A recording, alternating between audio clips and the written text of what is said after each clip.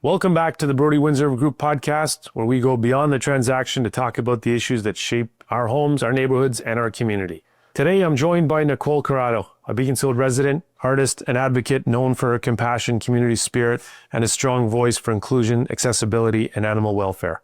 In this conversation, we'll explore what inspired her to run, how her life experience have helped shape her platform, and the ideas she hopes to bring to City Hall if elected. Thanks for pressing play.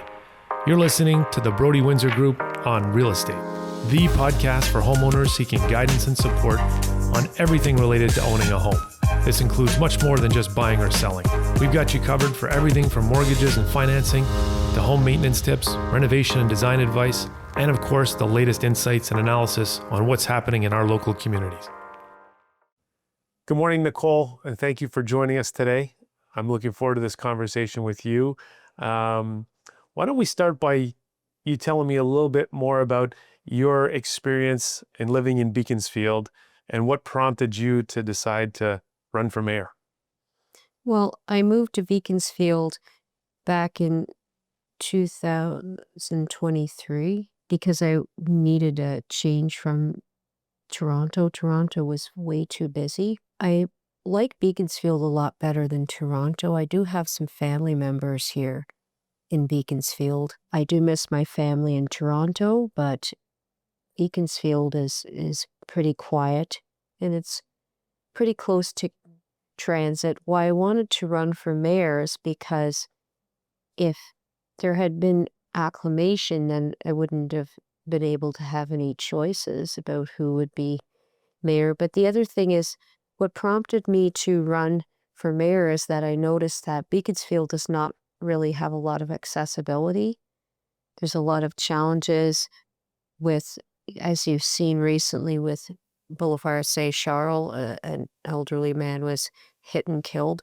I found when I first moved to Beaconsfield, for the first 6 months, I lived in the Beacon Hill area near Boulevard Saint Charles, and any walking back and forth was very dangerous. I also find that transit is not very frequent. I now live in the Beaurepaire Village area, which is a lot better for transit, but transit's infrequent and I don't drive. So I think that investing more in transit would be good. One of the things I'd like to do is put a bus along Elm Street and also a bus along Beaurepaire Drive, because that would connect the north part of Beaconsfield better with the south part. And it would also connect the north part of Beaconsfield to the rest of the city. Right. And have you looked into what that would take in terms of collaboration with the City of Montreal and the STUM? And is that something that's feasible in order to add bus lanes on those streets? Well, I haven't looked into it yet. It would be expensive, but it would definitely be worth it. Right. You also talked about accessibility at the train stations with stairs and having better signage at busy intersections, right? Yes. Well, it wouldn't cost much to put a ramp on at Beaurepaire Gare, because the Gare Beaurepaire has 2 steps. You could easily put that to be a ramp. You could put a ramp in within an hour. But Gare Beaconsfield, where there's accessibility barriers, that would cost a lot of money, because you would have to add an elevator, or you would have to add a ramp going all the way from the sidewalk curving all the way up. That would cost a lot. It would take a long time. But again, it would be worth it. But those costs could not just come from the city. They would probably have to come from the province. Right. Now, I've read your website that you put together after announcing your candidacy for mayor, and your tagline, "With you for all." Mm-hmm. Can you explain what you mean by that? Well, I saw one of the other candidates had put "with you," but I wanted to include everybody. So I put "with you for all." Now, when you say everybody, are you saying that you feel that certain members of the community are not as well represented as others, and that you are going to become a voice for those people? Yes, Though I can't be a voice for everybody, one thing I noticed is that myself and the other candidates are all white, and the same goes for the council candidates. That does not represent all of Beaconsfield. Although I'm on the autism spectrum, I can still walk. I can still take transit on my own. I can still live on my own. That doesn't speak for everybody. So I can't speak for everybody. But what I can speak to is my own experience, and I certainly will listen to the other candidates, the other people in Beaconsfield, and I will listen to my constituents. I guess listening is the most important part of communication. Yes.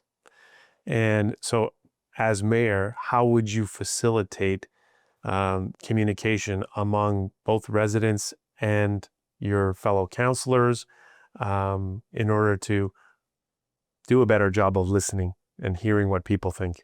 One thing, I would open all of the meetings to the public. Right now, the environment meetings are not open to the public. The age-friendly municipality meetings are not open to the public. The budget meetings are not open to the public. That does not make any sense. Does that make it difficult for residents to really understand where their tax dollars are being spent and what programs are being invested in and why?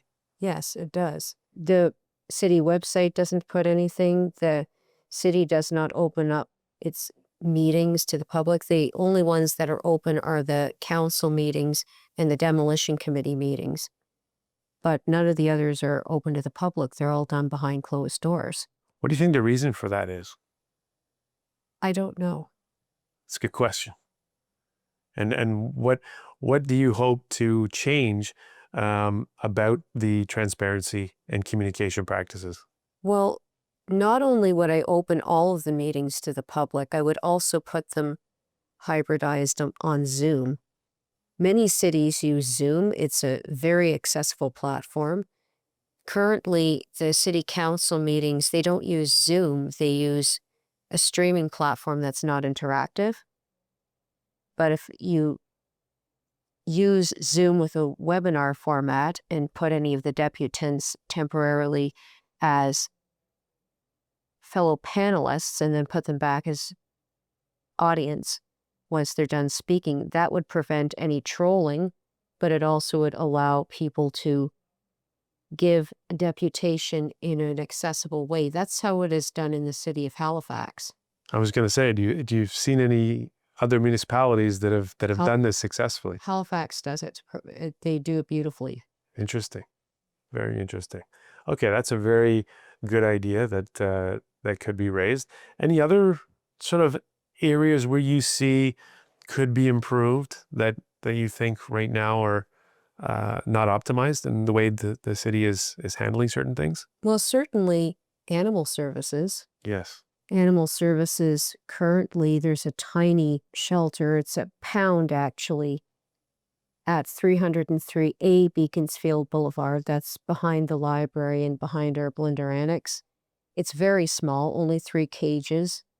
And although they only get about 10 dogs in a year, all they're catering to is dogs. They're not catering to cats. They're not having any vaccine or microchip clinics. I know that many cities in the GTA, Greater Toronto Area, will have microchip clinics and will have vaccine clinics that are mobile. I would also suggest opening that pound up to the public. There's nothing about it on the city website. No, I didn't even know it existed. Exactly. And there have been people living here for years who don't know it exists. One of the things, by opening it to the public, it would open up that area, because there's that whole area that looks like it's a construction staging zone. Nobody knows what it is. I would clean it up, open it up to the public. And because it's not used very often for holding stray animals, I would utilize it much of the time as a pet food bank and pet supply bank, so people could go in there to get pet food and pet supplies from there. Okay. Would also have a little education room that could be incorporated with the library so you could educate people, and especially children, about animals. Gotcha. Interesting. So that was my next question was, to provide those types of services, would those be subsidized by the city, or would they be things that would be this similar to what you would get at a veterinary clinic, for example? Like I was just talking about the, vaccinations and microchips. Would usually those would be done at a veterinary clinic, would they not? Yes, but not everybody can afford that. Beaconsfield's not as rich as people think it is, Mm, or that people pretend it is. It would be subsidized probably by donations. It would have to be by donations. I can't keep raising tax dollars to provide, so people wouldn't go for that. But right. definitely donations could pay for it. And I think people absolutely would donate to that. I would start something called Ami de Libri Ile de West. So it would be Friends of the Shelter West Island. So that would be similar to Friends of the Beaconsfield Library. Right. So it would be like how the library is funded by the city, but it's also funded by donations. I would do the same thing with the animal services. Interesting. That's an interesting point you made, is that there are residents in Beaconsfield that cannot afford the same services privately, and having donations and having sponsorships available would be a way to make these accessible to everybody. Did you notice sort of an increase in the amount of need for those types of services, especially after the pandemic, where a lot of people got pets not realizing what it actually entailed and the responsibility, and then we saw sort of a big uptick in people trying to get rid of pets that they realized they couldn't handle. Are you Yes, I'm very aware of that. I actually attended a Humane Society of Canada conference back in April, and that was subsidized through an organization in British Columbia. They couldn't attend, but they got me to attend for them. And it was absolutely wonderful. I learned a whole lot of things, made a lot of connections.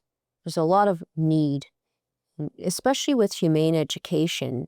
I don't know if you're aware of Lincoln Rabbit, who was a rabbit who had been injured probably by a child. Somebody had shot an arrow at them, and they got injured, but thankfully were rescued and rehabilitated and released back into the wild. They were a wild rabbit, but this was all done by outside charitable organizations. The city didn't do anything because the city doesn't really pay attention to anything other than stray dogs. So that's one of the things I would change. I would have not only an animal services that could pick up and rescue animals, Yeah. but also have humane education.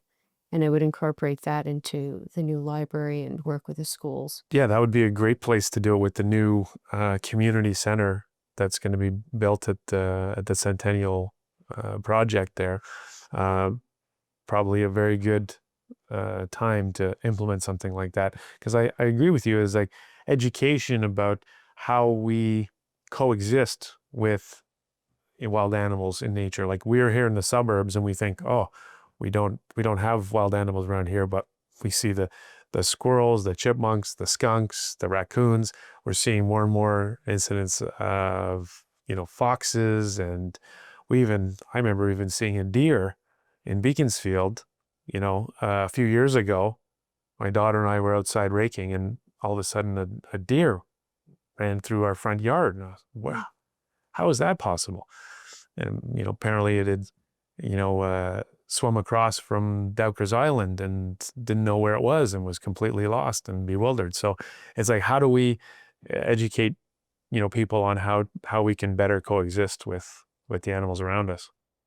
That's exactly what I would be doing with an animal services. I would be working with organizations like Sauvetage Animal, also could partner with the Eco Museum. I could also would partner with organizations like Coyote Watch Canada and Fur Bearer Defenders to organizations that are nationwide and help with animal coexistence. Yeah, it sounds like you're very well connected with organizations across the country, across other provinces, across other cities, and you're looking for best practices on what you've seen other municipalities do that could be implemented here. Is that correct? Exactly.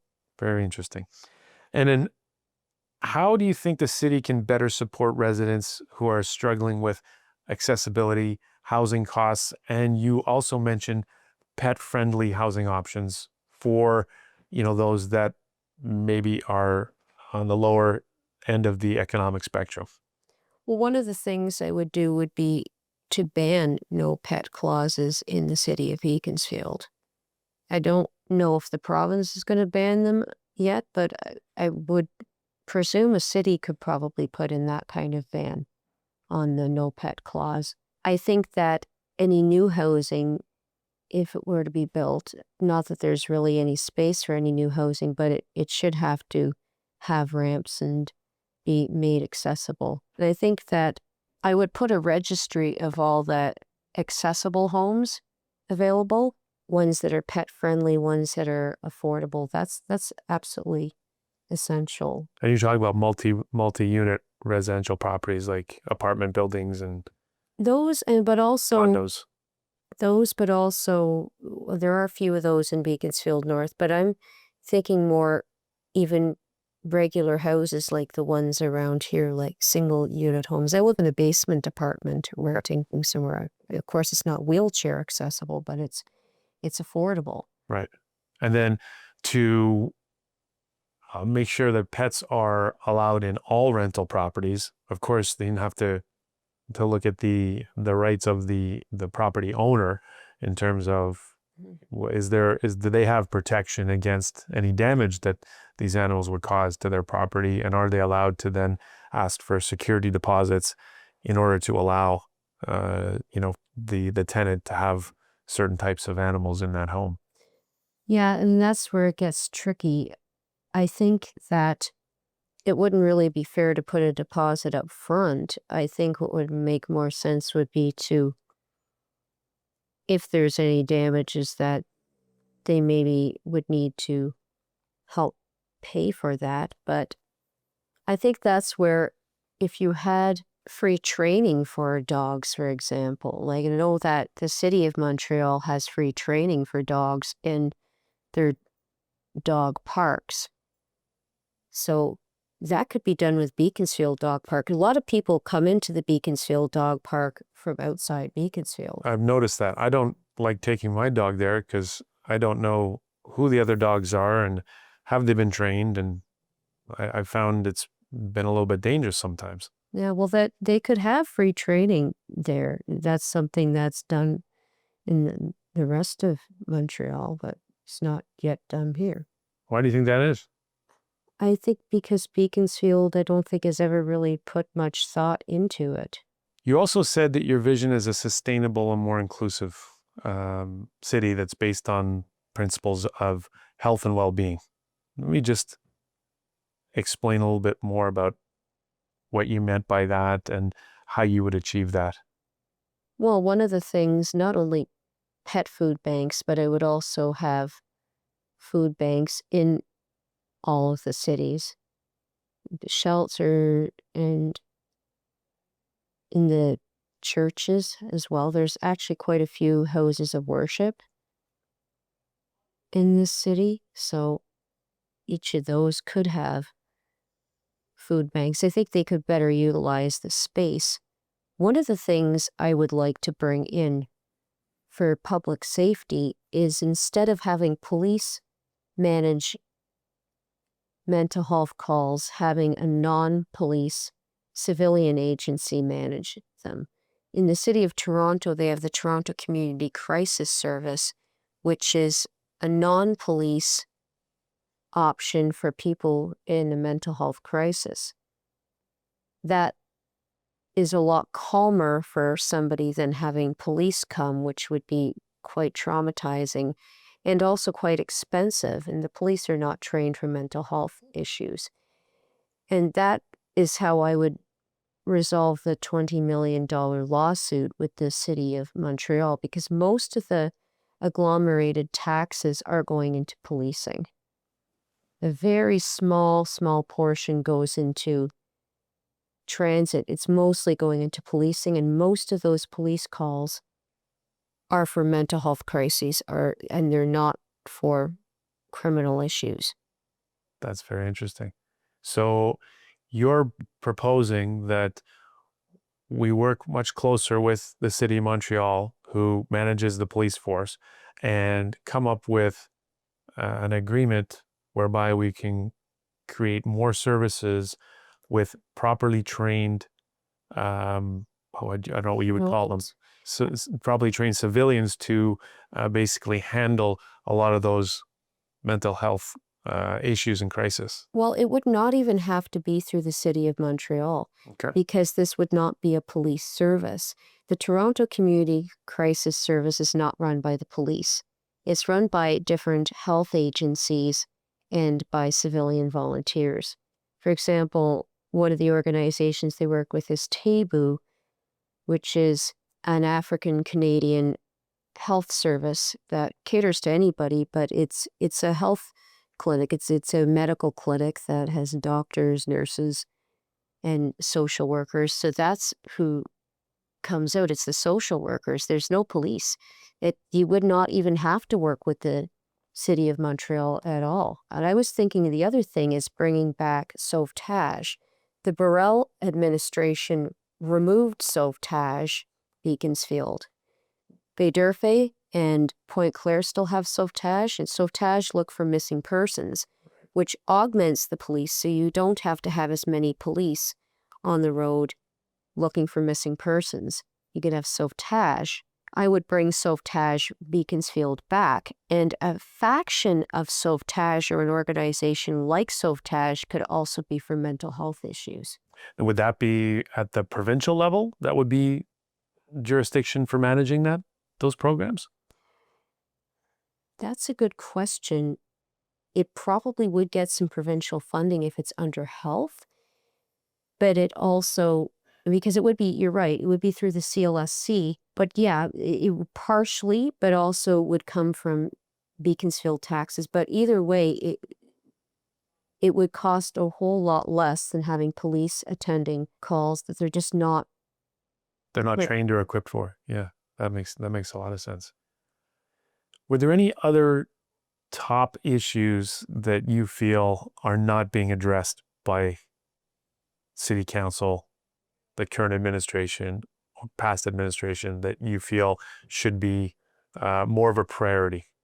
Well, one is neuro inclusion. There's no organization run by and for neurodivergent people anywhere in the West Island. There is the West Island Association for the Intellectually Handicapped, which, aside from my issue with that name, it's not run by any neurodivergent people. It's run by allies, but it's not run by the community. And that's something I would want to address. I don't know if that would be a city thing, but it would be certainly something that could be addressed. Absolutely. So I think we've learned so much in the last few years about neurodivergence, and how the fact that people just learn differently, they think differently, but it can also be a superpower when they learn how to harness those differences. And when you can tap into that, you can probably benefit much more than not addressing it and not giving those people access to, participate in the municipal process. Yeah, one of the things I would do as mayor is I would hire more diverse people. I know neurodivergent people who absolutely are looking for jobs and need jobs. Currently at the library, for the cleaning staff, they hire an agency that has neurodivergent people. I've noticed that, and I quite like that. And I know that the new library is supposed to be both physically acceptable and neuroaffirming, which is good. And I would hope that the staff, that they would be hiring staff, not just volunteers, but paid staff who are neurodivergent. There's a neurodivergent guy in Beaconsfield North who just voluntarily cleans sticks out of the sewer grates. I would hire him to be in public works Right. if I were elected mayor. So what kind of Beaconsfield do you hope to see in the next 5 to 10 years? I hope to see a more inclusive Beaconsfield, not a Beaconsfield where everybody looks and acts the same, and where people who are different are kind of hidden.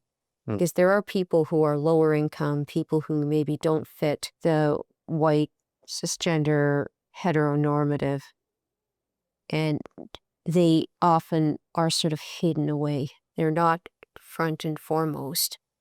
Whereas I think that I would like to see something more like how I saw in Toronto, where you see all kinds of people, all different ages, all different races, all different neurotypes, different abilities, different orientations. And that feels more inclusive. Because if you're an autistic female, you don't see anybody who's like yourself. It feels kind of lonely. Your point is there are other people out there who are feeling the same way. Yes. So let's make more of an effort as a community to bring them together, to make them feel as though they're not alone. Yes. And that there is somebody listening to them. And so I wanted to thank you very much for having the courage to put yourself forward like this and communicate how you're feeling, and to open the dialogue and the conversation to make this more accessible and more of an inclusive community. Because I think that's what drew you to Beaconsfield, was the type of community that it is. But obviously every community, no one is perfect, and there's always room for improvement. Is there anything that you would have liked to address that we haven't covered already this morning? Regarding affordability, I find that the food at the Marshborough Pear is not affordable, even though it's healthy, farm fresh produce. It's not affordable. That's a big problem. So a lot of the people who maybe don't have a lot of money would be going to the Couche-Tard, and that probably doesn't have very healthy food. I would suggest, for one thing, there could be a community garden where people could grow food. Just a small one. That's a great idea. But they could make it a lot bigger. Where is the one? It's near the dog pound in the library. Really? Yes. Certainly there's enough space you could make it much bigger, but also I think that there should be perhaps a encouragement that the food be made affordable. I think in Point Claire or Dorval, I believe there's an affordable market that they have, and I think it's in Dorval. We could certainly do that in Beaconsfield. Yeah, the community gardens is also a great idea, because I've seen it in other cities like Dorval and Point Claire, and it can really benefit a lot of people. But also having a marché that's affordable and healthy food. That's certainly been done in Dorval. It could be done in Beaconsfield, because the need is there. Because a lot of people, it's choosing between food or rent. Yeah. So that's one of the biggest issues. Yeah, I've worked with my friend Kim Reed, who runs the On Rock Food Bank in Roxborough, and they just recently opened up a supermarket marché with fresh produce, fresh, farm, meats, and it gives people the dignity of being able to shop for themselves and pick things off the shelf, but at a price that is basically a food bank. So it's being subsidized. It's being subsidized by donations. So people who are facing food security issues can go and get healthy alternatives, and not just the canned dry goods that were normally in the past. given to the food banks. Yeah, because the Marché for a pair, I go there, but it's really, I end up spending all my money because it's way too expensive. I think that, but if it could become something more like that, that would be far better, far more inclusive. And I also think it shouldn't just be in Beaurepaire. They should have something, say, in Beaconsfield North where it's needed. Say, they could have another marché at the Elm Plaza, for example. That's another thing I forgot to mention was the Elm Plaza. I absolutely would keep the Elm Plaza. I think the Elm Plaza is an important part of the community in Beaconsfield North. I think if anything, it should be expanded upon as a plaza rather than, it should not be rich condos. That would just be shoving the poverty under the rug. Okay. So you don't feel that there's a happy medium between keeping commercial space available and attracting small businesses and creating some more housing options for people looking for. You could have housing options, but what was being proposed with that big condo, nobody's going to be able to afford that. That's just kicking out the people who are there, who don't have a lot of money, and just bringing in rich people and pretending the area is rich. It's gentrification. It's not supporting the people who are living here. So what would be some other ideas that you would have for increasing the supply of housing? Because that's really what's driving the increase in prices, is a lack of supply and an increase in demand. Well, one thing I would do is change some of the bylaws to allow people to have more basement apartments, garage apartments, attic apartments, to be able to rent out in existing places. For example, I'm seeing this house right there, and there's a garage that's sort of attached to there. I mean, that garage could probably make a decent apartment if you were allowed to do it. Yeah, exactly. And not everybody has a car, and not everybody uses their garage. So there are people who they definitely could rent it out. And maybe there's a lot of people too, multi-generational options where I'd be able to convert a garage or a shed into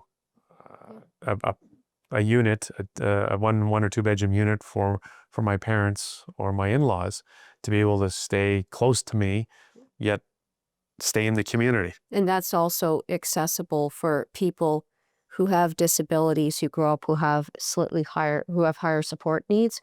I know somebody in Toronto who has very high support needs, who's an adult, she was one of my old neighbors, and her parents built a basement apartment, so she can have independence. Even though she has very, very high support needs, Yep. she can still have some independence while still living with them, but still has her own space. You could put that in backyards too. Yep. So that's just about changing bylaws and getting buy-in from the residents. Yeah, exactly. And that's the thing. It doesn't have to be big high rises, but we don't have anywhere to put those. I mean, that does in a way save land space, but it also shades a lot of things. Beaconsfield doesn't really have anywhere you could put that. I'm thinking Beaconsfield North doesn't really have anywhere. Beaconsfield South doesn't really have anywhere. It's already built up. But if we allowed there to be more density within the existing infrastructure, that would make sense. I mean, for example, this studio right here, these were originally apartments and houses. So also having mixed use, for example, allowing people, say, in the upstairs or downstairs of some of these commercial buildings, and this one would be great because it has an elevator, so it could be accessible. Having housing in some of the commercial areas so you could have mixed use, that would also help. Yeah, we look at just Beaurepaire Village is a perfect example. You've got lots of commercial space on the bottom and then office space on the top level. And a lot of it is empty because it hasn't been rehabilitated and renovated. So it's not attracting, business owners to rent it out as office space. Could be a great opportunity to rezone it as mixed use and have some residential apartments on the upper floor. I don't And then thi- you're not going high, you're not going too high, you're keeping it the similar levels, but you're adding more density, as to your point. Yeah, one of the things I might do is increase the height level from, I think, 4 to maybe 6 in some areas, but with already built places, so you could add more units on top. But I don't know if that would necessarily be necessary. I mean, you could do it. I mean, you could certainly add more levels in some of these, but you wouldn't necessarily need to. As you pointed out, there's all these spaces that are not being used, these office spaces that are empty in these commercial buildings. That Beaconsfield, I don't believe, currently has a zoning for mixed use, commercial, residential. That's something that I certainly could add in. I think currently it's only either residential or commercial. It's one or the other, but it's not both. I think that doesn't really make sense. It would make sense to have an option for both. Pretty much every other city has an option for both. Yeah. Well, these are all valid points. Great ideas. Well, I want to thank you very much again for taking the time to chat with us this morning. You've given us a lot to think about, and I want to just let everybody know in the show notes to be able to find a link to your website that you put together for your campaign. People can reach out to you on Facebook, I'm assuming, as well. Yes. And if they have any questions or want some more information, and I want to urge everybody to learn more, keep the dialogue open, and best of luck on the election on November 2nd. Okay, thank you. One other point I was going to make is I really want to preserve Angel Woods. I want to preserve all of the green space in the city. Mm-hmm. Green space is a real oasis for me. Anytime I'm feeling overwhelmed, I will walk in Angel Woods. I will go into those quiet spaces. It's much calming, and it certainly is very important for mental health, but it's also important to the wildlife. You earlier mentioned you've seen deer. That's where the deer would have come from, probably Angel Woods. And I think for the wildlife needs space, people need open space, dogs need space to go. So there's a real need to preserve the forests. And one of the problems big problem we have in Beaconsfield is flooding. And the reason we have basement flooding is because we've shoved all of the creeks and wetlands into culverts, into concrete. You even go to Meadowbrook. Meadowbrook would have originally been wide enough and deep enough to canoe in, but much of it is underground. Much of it has been put into concrete in pipes, and I would suggest daylighting a lot of the waterways, creating what's called a sponge city, so you would have more wetlands, preserve the wetlands that are existing, like Angel Woods, and preserving what's left of Meadowbrook, but also daylighting, so you maybe in some areas that aren't already built on top of, you could open up those culverts and let the water run freely. You could also create marsh gardens and bog gardens. There's already a little bit of that when you see some of those drainage ditches that are grass. Mm-hmm. Instead of having drains, you just have grass and with the ditches. That's excellent. But expanding on more of that to have lots of bogs and fens in Beaconsfield, so you have wetlands that could absorb a lot of that extra water. Yeah, we talked about that a lot after last year's floods. Is water management is becoming a big topic, and even private residents on their own property can learn ways to manage the water and keep it away from their homes using different types of landscaping techniques and dry wells and culverts and things like that. So it's a very interesting point that the city can also benefit from those things as well. Yeah, well, natural water management, having ponds and wetlands, that would be, even having driveways that are, instead of being paved, having them be permeable driveways. Yeah. All very interesting points and topics of discussion. So again, I want to thank you very much for joining us today, and all the best. Thanks. Thank you. There you have it, Nicole Corrado. It's clear how deeply she cares about this community and about making it more compassionate, inclusive, and connected. As always, we encourage everyone in Beaconsfield to stay informed, engage in respectful dialogue, and most importantly, get out and vote in the upcoming municipal election on Sunday, November 2nd. This has been the Brody Windsor Group podcast, where we bring you trusted advice and meaningful conversations about home, community, and the future we're building together. Thanks for listening. We'll see you next time.